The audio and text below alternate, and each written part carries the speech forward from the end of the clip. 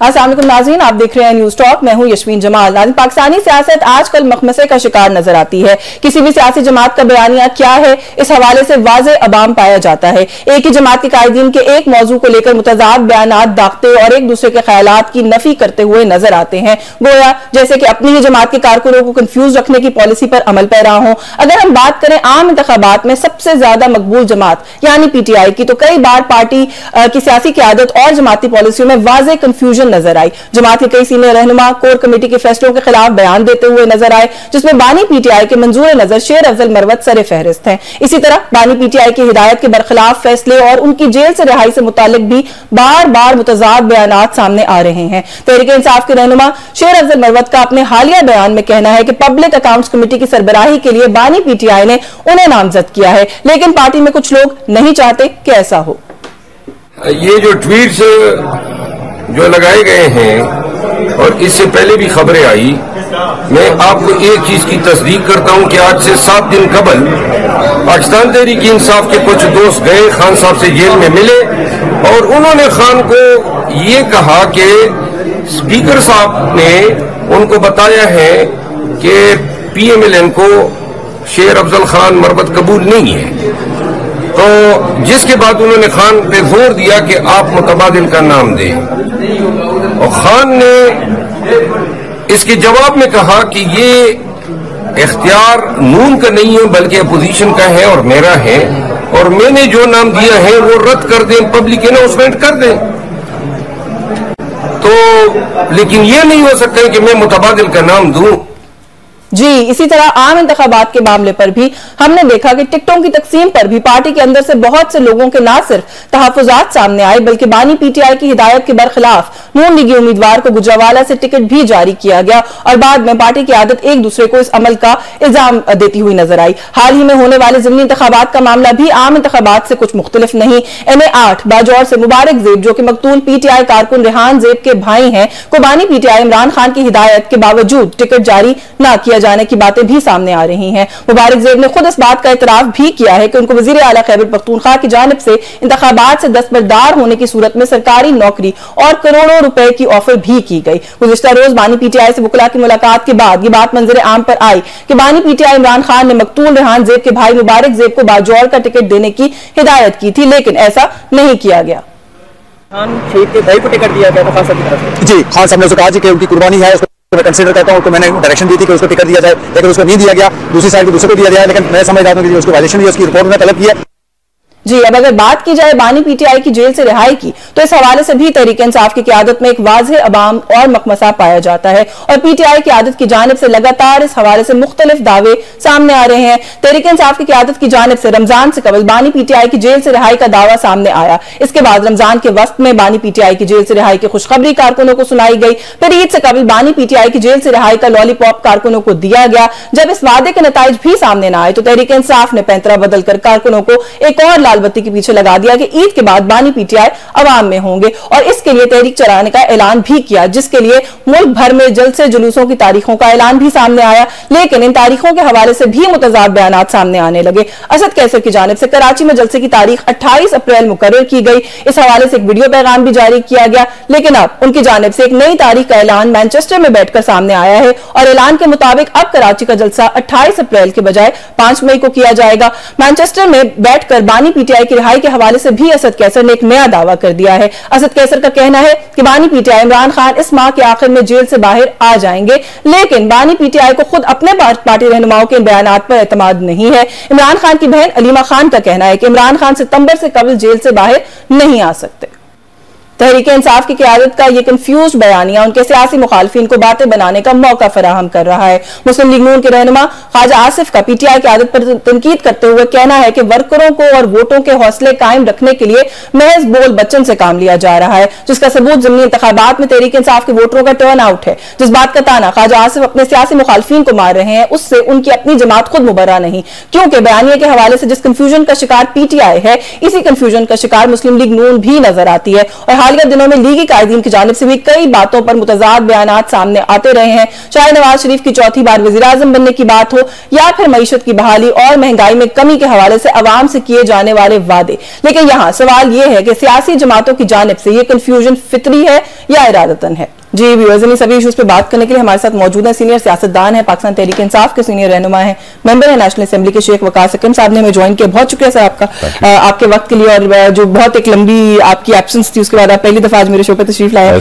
Thank you so much. अच्छा, बहुत सारे इशूज है गवर्नमेंट से जुड़े, जो इलेक्शन हुए उनसे जुड़े, लेकिन थोड़ा सा पहले क्योंकि सिंस यूर है सीनियर लीडरशिप है आप पार्टी के जुड़े जो कुछ मामला है मैं उनसे बात का आगाज करना चाहती हूँ। पाकिस्तान तहरीक इंसाफ जो टारगेट सेट करी है ना अपने लिए वो बहुत बड़े बड़े हैं। खान साहब की रिहाई है, बुशरा बीबी की जिंदगी की जमानत अब आप लोग कहते हैं कि उसको इंश्योर करना है, अब मैंडेट छीना गया है, वो मैंडेट आप कहते हैं वापस लेना है, आइन की कानून की इस मुल्क में बहाली करानी है, टारगेट्स बहुत बड़े बड़े हैं। लेकिन आप लोग एक पेज पे खुद ही नहीं दिखाई देते, छोटी छोटी बातों पर रोज शाम को आप कुछ कहते हैं, कोई कुछ कहता है, डिफरेंट एक बयानिया होता है, लगता है पार्टी मुंतशिर है। एक मुंतशिर पार्टी इतने बड़े बड़े टारगेट्स कैसे अचीव कर सकती है? नहीं, देखें, पहली बात तो ये है कि मैं आपके मुंतशिर के लफ्ज से शुरू करता हूं। मैं ये समझता हूं कि ये हकीकत नहीं है कि पार्टी मुंतशिर है। ठीक है, जो आपने कहा कि मुख्तलिफ आवाजें आती हैं, शाम को कोई गुफ्तगू करता है, मैं ये समझता हूं कि it is also quite normal.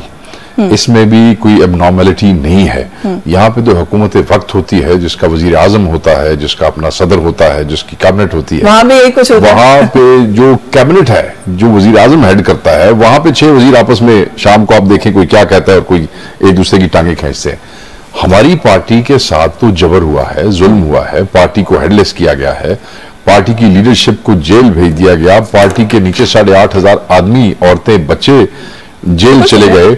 उसके बाद हमें जो है बहुत सी नॉन एंटिटीज को सामने ला के उनको बड़े उहदे दे के पार्टी को उस वक्त चलाना पड़ा जब हम सब खुद रूपोज थे। देखे ना, गौर भाई को आप देखें कि वो ही was not a politician, but look at Khan साहब चोज हिम, ही केम फॉरवर्ड, और उन दिनों में आगे आते रहे जिन दिनों हम नहीं थे।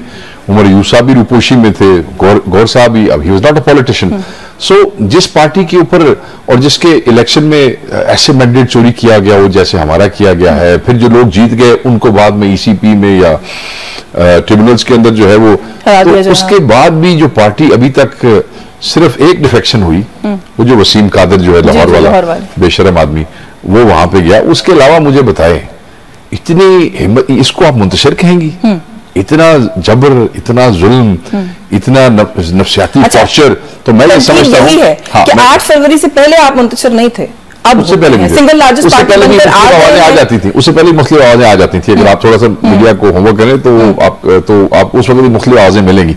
मगर अब उस वक्त क्या था, लीडर बाहर था, लीडर खुद मौजूद था, तो बहुत सी बीमारियां लीडर के होने से भी खत्म हो जाती हैं। तो अब ये भी एक फैक्टर वो कहते हैं कि अगर आप क्या वो कहते हैं, वो जो नमक की कानों के पास से गुजरेंगे तो बहुत से मसाइल आपके वैसे ही खत्म हो जाएंगे। अच्छा, जब आप लोग रूप पोस्ट थे, आपने कहा जैसे भी आपने गौहर साहब की मिसाल दी, पार्टी मुंतशिर नहीं है, मुख्तलिफ आवाजें आती है, ये इश्यूज होते हैं, हर पार्टी के अंदर होता है, कोई मसला नहीं। लेकिन उससे क्या आपको नहीं लगता कि आपके जो वोटर का एक पैशन था वो डैमेज हुआ है? अब ये भी इंडिपेंडेंट एनालिस्ट का भी ये कहना है कि बाय इलेक्शन के अंदर वो जोश, वो वलवला नहीं था वोटर का, वो कंफ्यूज हो गया। नहीं, गलत कह, हमारे भाई जो है वो सारे एनालिस्ट, उनकी इज्जत है, उनका एहतराम है, मगर मैं उनसे एग्री नहीं करता हूँ। इसलिए नहीं एग्री करता हूँ कि आपने वो सारी वीडियोज देखी है जो इलेक्शन में, इलेक्शन वाले दिन होता रहा, जो इलेक्शन से पहले होता रहा है। मसलन वो चट्टा साहब के घर को कैसे वो किया गया, परवेज अलाई साहब की मिसेज के हवाले से, उनके बच्चों के हवाले से, बाकी जो हमारे लाहौर में वो इलेक्शन से पहले के विजुअल्स भी, इलेक्शन के दिन के विजुअल्स भी। उसके बाद अब बाई इलेक्शन की बात कर रहे हैं, मैं बाई इलेक्शन की बात, लेकिन 8 फरवरी से पहले तो बहुत कुछ हुआ ना, उतना तो नहीं हुआ बाई इलेक्शन से पहले। मेरी बात तो सुन लें, 9 फरवरी से पहले या 9 मई और 8 फरवरी का इलेक्शन ले लें, और 9 मई के बाद के हालात, बिल्कुल ठीक है ना जी। 8 फरवरी से पीछे 9 मई के बाद उस वक्त हमारे 8,500 लोग जो थे वो अंदर थे, लोगों के सामने एक टारगेट था, लोग बहुत ज्यादा जज्बे में थे और हम समझते थे हम ये टारगेट अचीव कर लेंगे, और हमने अचीव कर लिया। बाद में हमारा मैंडेट चोरी कर लिया गया। ठीक है, अब जो था, और वो हमारे सामने तो गेम हुई फॉर्म 47 के ऊपर, हमें तो अंदाजा नहीं था कि जो हमें मैंडेट चोरी कह रहे हैं वो डाकिया और ब्लेटेंट बदमाशी में चेंज हो जाएगा और उसको वो फॉर्म 45 और 46 के ऊपर ले जाएंगे इस्तीफा। ये शायद तवक्को नहीं थी पीटीआई के वर्कर को। और जिन इलाकों में 8,500 बंदा जहां जहां से ज्यादा बंदे गिरफ्तार हुए थे वहां पे खौफ की फिजा भी थी, क्योंकि वो लोग हर हफ्ते जाते हैं दहशतगर्दी की अदालतों में, बगावतों के पर्चे जो है वो कर रहे हैं, आर्सन के, फायर के, चोरी के, चकारी के बहुत से पर्चे हैं। वहां पे वो जो वर्कर का अंदर होना है उससे उनकी फैमिली जो है उनको परेशानी थी, मगर उसका ये मतलब नहीं है कि वर्कर बाहर नहीं निकला है। वो जो लीडरशिप थी ऊपर, मसलन गुजरांवाला की आपको मिसाल देता हूं, इलेक्शन के 2 दिन पहले हमारे उम्मीदवार की भी जमानतें कैंसिल हो गई, उसको अदालत से भागना पड़ा वहां से। हमारे जितने मेन लोग थे, मेन वर्कर ही अवाम को और वर्कर को मोबिलाइज करके बाहर लगाते हैं, तो हमारे मेन वर्कर को टारगेट कर लिया गया, तो बदमाशी की गई है। वोटर निकला है, मैं आपको मिसाल देता हूं, फिर आप आ जाए वजीराबाद वाली सीट के ऊपर। हमारे चट्टा साहब ऊपर और नीचे जीते, एमएनए भी बन गए, एमपी भी बन गए गैर मौजूदगी में। हाँ। 60,000 से ऊपर जीते, 38,000 से नीचे जीते। अब सीट उन्होंने छोड़ दी, भाई को लड़वाया, 2 महीने हुए हैं, पूरा साल गायब रहे थे और 2 सीटें जीत गए। अब जब उनके भाई ने कैंपेन की तो उन्होंने वोट पिछली दफा लिए थे 65,000, इस दफा फिर उन्होंने 60,000 लिए हैं, मगर वो 2 महीने में कोई ऐसा करिश्मा कर दिया नून लीग ने कि उनका कैंडिडेट जो कि 38,000 से हारा था वो उनको 15,000 से हरा के चला गया। कहते हैं ना हमने करिश्मा किया है, वो कहते हैं जी पंजाब हुकूमत मरीम नवाज की कारकर्दगी जो है वो बोल रही है, वो कहते हैं सस्ती रोटी लोगों के डोर स्टेप पे हमने रमजान पैकेजेस पहुंचाए, हम तो उसकी तफसील में आपके प्रोग्राम का टाइम जाया होगा। वो अवाम ने और बच्चों ने सोशल मीडिया पे उनका तस्वीरें उनकी दिखा दी हैं, उनके वाले साहब की तस्वीरें लगी हुई हैं, फिर अंदर से तस्वीरों वाले बोरियों में से आटा कौन सा निकला वो भी आपको पता है, कैसे घरों के सामने रख के तस्वीर खिंचा के एक एक बंदा पीछे से थैले उठाता गया वो भी आपको पता है। दूसरी बात, उन चीजों को छोड़ दें आप, चाचा जान की हुकूमत ऊपर है, बिजली बड़ी 2 महीने में, फ्यूल बढ़ा 2 महीने में, महंगाई बढ़ी 2 महीने में, अशया खुर्दनोश बढ़ी 2 महीने में, इसको हम कारकर्दगी तो नहीं गिनेंगे ना जी। जो इकोनॉमिक सिचुएशन है आपको जो बड़ी गहरी वो है गिरफ्त है मईशत के ऊपर, आप लोगों की हुकूमत होती तब भी यही कुछ ना हो रहा होता है इस वक्त, जो ग्राउंड रियलिटी है। देखिए मैं ग्राउंड रियलिटी बड़ी सख्त और बड़ी खतरनाक है, मगर आप देखें ना, जब हमारी गवर्नमेंट थी तो लास्ट टाइम यूनिट तो 17 रुपए था, और इस वक्त जब हमने छोड़ी थी या हमें छोड़वाई गई थी या जब जो भी हुआ था, ठीक है ना, जब खान साहब वॉकड आउट और चलो ठीक हो गया, अब 85 रुपए है, आप लोग दे रहे हैं, ठीक है जी। हम ये समझते हैं कि जब हकीकी नुमाइंदों को जिनको मुंतखब किया हो अवाम ने, उनको जब आपने हुकूमत दी हो, चुना हो, तो एक तो उनका कॉन्फिडेंस लेवल, क्योंकि उनके पीछे आवाम खड़ी होती है, वो चोरों से मुख्तलिफ होता है, और दूसरा जो इंटरनेशनल दुनिया है, मॉनेटरी ऑर्गेनाइजेशंस है जो कि पैसे देते लेते और आपको भीख देते हैं हमेशा, उनका कॉन्फिडेंस भी कम से कम उस हुकूमत पे शायद ज्यादा होता है, जो उनको पता होता है कि ये पक्की हुकूमत है, ये चोरी से कोई नहीं आई है, इसने यहाँ पे रहना है, अच्छा फैसला करें बुरा फैसला करें, इन्होंने यहाँ पे टिक के हमसे बात करनी है।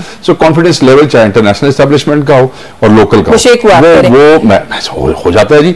देखे ना, अब ये आपको ये जो चोरी वाली बात है, आपको इंटरप्ट कर रही हूं, आपने क्योंकि एक जगह पे कहा था कि जब कोई आपके घर आके चोरी करता है तो आप क्या करते हैं, जाके मुज़ाकरात तो नहीं करते, पर्चा कटाते हैं, यही बात है। चोरी करने वाले आप कह रहे हैं हुकूमत में बैठे हुए हैं, जिनका मैंडेट चोरी हुआ है, आप लोगों ने क्या पर्चा काटने के लिए किया है? जो जलसा एक जो है इस्लामाबाद में आपने करना था, उसकी तारीखें बदल के वो भी नहीं कर सके। कराची का जलसा अभी 28 तारीख का गालिबन आप लोगों ने अनाउंस किया था, उसको फिर आप लोग 5 मई पे ले गए, अब आपके नाकिदीन कह रहे हैं वो भी नहीं होने वाला। ना आप लोग सड़कों पे नजर आ रहे हैं, ना आप लोग अग्रेसिव पॉलिटिक्स करते हुए नजर आ रहे हैं, क्या कह रहे हैं? ये देखिए, जो पॉलिटिक्स होती है वो ऐसे नहीं होता कि जी जाके आप किसी को सीधा गिरबान से पकड़ कपड़े फाड़ के नीचे लटा दें, ऐसे नहीं होता।